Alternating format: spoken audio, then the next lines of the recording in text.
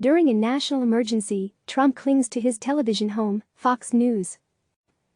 New York President Trump's coronavirus task force briefings or rallies are an extension of his Fox News presidency. He is making big announcements that garner big banner headlines on TV.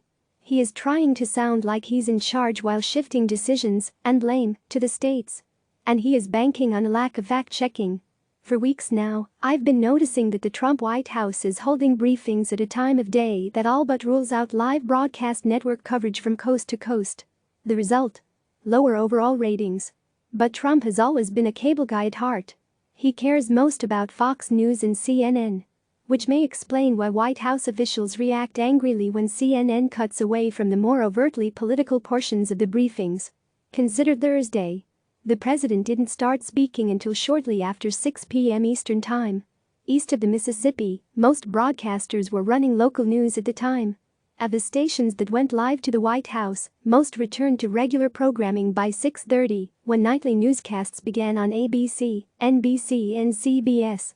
In my spot check, big markets like New York and Chicago and New Orleans and Dallas all ran the nightly news at 6:30 Eastern Time, 5:30 CT, not Trump's presser. There are definitely some exceptions to this rule. Fox-affiliated stations, which don't have network newscasts, generally air the briefings for longer periods of time.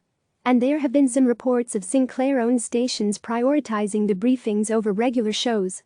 But by and large, big broadcasters are cutting away. And there's no easy way to account for local viewers in the ratings reports that Trump has touted. That brings me to the next point: ratings reality check. About 10 million viewers see the White House's early evening briefings via cable news on a typical weekday. Some days the total is closer to 8 million, according to Nielsen's numbers for Fox News, CNN and MSNBC. But let's err on the side of generosity and say 10 million. The president has repeatedly celebrated these numbers, which he read about in a New York Times story, but I think the story was faulty, and the POTUS spin was even faultier. Here's why. The ratings for the daily briefings are so high, in Trump's words, because cable news ratings are so high all day long, not because he's on. Read this WSJ story for details. CNN and Fox are experiencing a big surge all day long because of the crisis. Then there's a modest additional increase when the briefings take place. For example, CNN's audience on Wednesday was 2.2 million before the briefing, 2.4 million during the briefing, and 2.1 million afterward. See what I mean? Most cable news viewers would be watching regardless. Now, Trump fans tend to watch Trump on Fox News, so Fox gets a more significant briefing bump. On Wednesday the network had 4.6 million viewers before the briefing, 5.6 million viewers during, and 3.6 million viewers after. When the briefings last for more than an hour, Fox's viewership begins to dip. It's the same effect that is seen in the bleachers during his rallies. And MSNBC? Most days, MSNBC's ratings actually decline a bit in total viewers during the live coverage of the briefings. The takeaway: most people who watch the briefings live on cable news would be watching anyway. If Trump tries to take credit for the ratings bounce again, someone should call him on it. When will Trump give a nod on Fox interview? To the broader point about Trump the cable guy, people in Trump's orbit say he would like to reach as many people as possible, given the public health consequences of this pandemic. But the daily briefing tends to slide back due to the packed nature of his schedule, they say. Briefings scheduled for 5 p.m. often begin closer to 6. If the president wants to ensure a big broadcast-like audience, he has other options. He could give interviews to the broadcast networks, but he's not. According to Variety's Brian Steinberg, the big three nightly newscasts, often dismissed as dinosaurs, have had a combined audience of about 31 million viewers a night in recent weeks. The PBS NewsHour is also way up. But Trump isn't visiting World News Tonight or Today.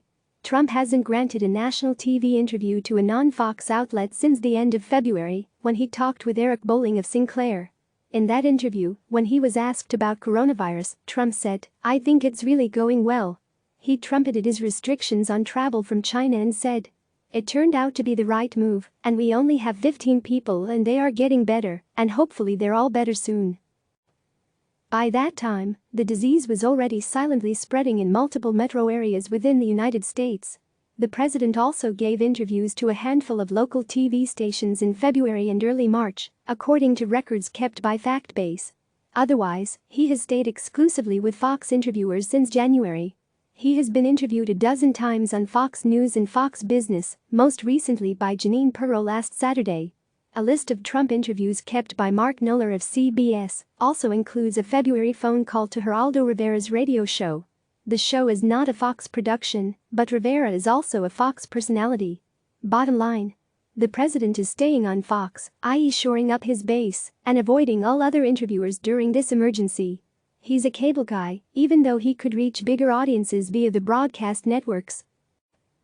Click subscribe to receive the latest news.